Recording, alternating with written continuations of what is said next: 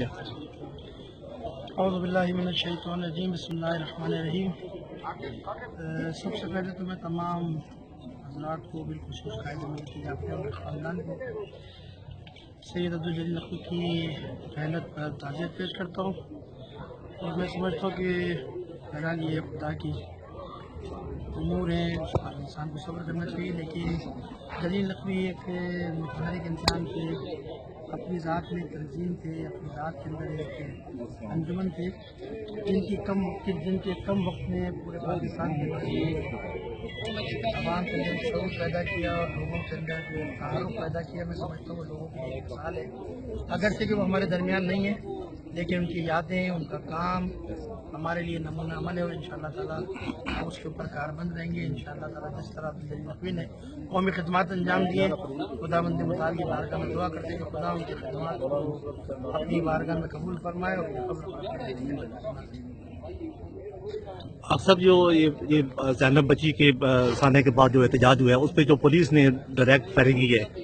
اس بارے میں آپ کیا کہتے ہیں؟ میں سمجھتا ہوں سب سے پہلے تو زینب کا جو واقعہ پیش آیا وہ شدید الفاظ میں جتنی مذمت کی جائے اس کی بہت کم ہے۔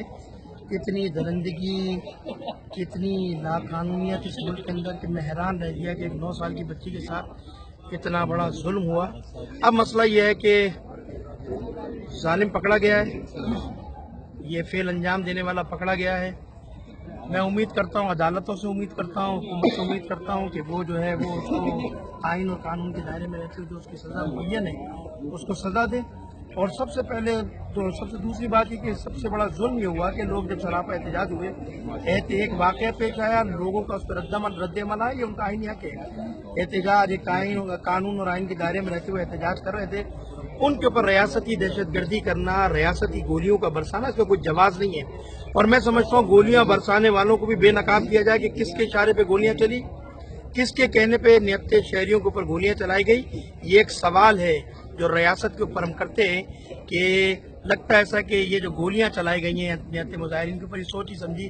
سازش کے تحت کیا گیا ہے سارا معاملہ، تاکہ ملک کو لے جائے کسی تصادم کی طرف ملک کو لے جایا جائے، کیونکہ ملک اس وقت انتہائی نازک دور سے گزر رہا ہے، داخلی اور خارجی دونوں بحران کا ملک کو سامنا ہے۔ اگر اس طرح کے شاخسانے اگر ملک میں اٹھایا گیا تو میں کہتا ہوں کہ ملک کی سلامتی داؤ پہ لگے گی۔ لہذا حکومت سے مطالبہ کرتا ہوں، عدلیہ سے مطالبہ کرتا ہوں کہ مجرم کو سزائیں دے جس نے انجام دیا، اور جوڈیشنل انکوائری کی جائے جن پولیس والوں نے یہ کام کیا، تاکہ حقائق لوگوں کے سامنے آئے اور لوگوں کو معلوم ہو کہ اس کے پیچھے پس پردہ کیا منصوبہ بندی تھی اور کیا پلان تھی۔